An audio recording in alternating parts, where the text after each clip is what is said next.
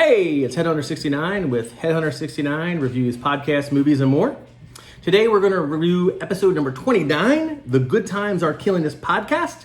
But before we get into the review, I have to give a shout out to the guys at The Good Times Are Killing Us. They plugged my YouTube channel, which means my 4 subscribers and my dozen or so people who watch my videos are going to expect more content.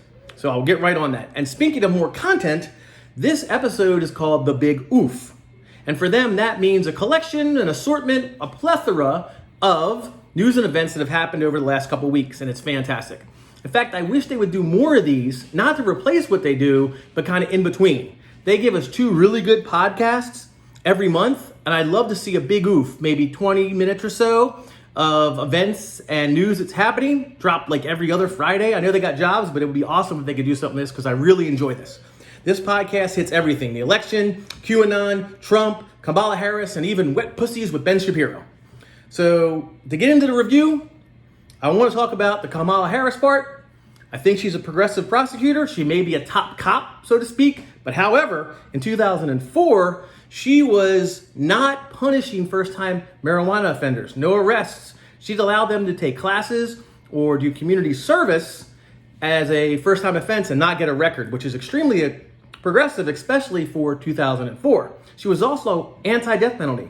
There was a cop killer case she was handling. Dianne Feinstein was trying to press her for the death penalty, and she wouldn't do it. So that's about as progressive as we're going to get this time around. You got to remember, Bernie scares people because we got boomers who still had to hide underneath their desks in 1950s because they thought the commies were going to nuke us. So you're going to scare them with a Bernie or an AOC. But once they're gone, for 8 years from now, we can get a lot more progressive people. This is the best milquetoast / progressive team we're going to get this time around. And as far when Trump loses, that motherfucker is going to campaign. If he doesn't get arrested by New York and put in jail, he's just going to go around the country with his cult, selling his MAGA hats and the rest of his stuff, and give campaign speeches about how he was robbed, and hopefully split the election in 2024, which would be a great thing because the Democrats will have no problem then. Maybe we can even destroy the GOP and let another party, maybe libertarians or something, who can actually compromise, get in. This QAnon stuff's insane.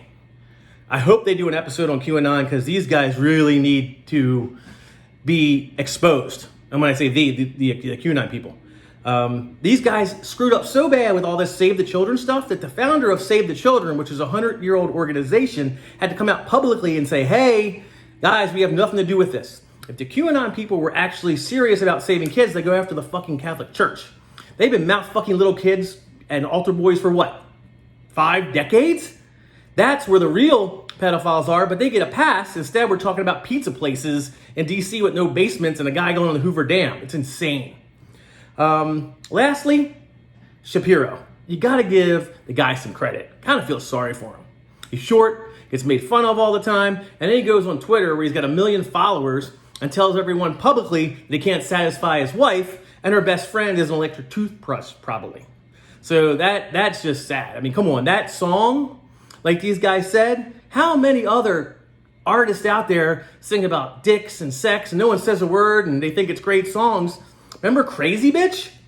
That song was super popular and no one really gave that a hard time, but 2 women sing it, black women, and all of a sudden, oh my God, feminism, whatever. So to wrap it up, a great episode, great pieces about current events, news stories that are going on, and I really wish these guys would do more of these in between their other ones. I know they got jobs, like I said, but they just do such a great, informative, and funny job. I'd love to see 2 of these every month along with their long podcast.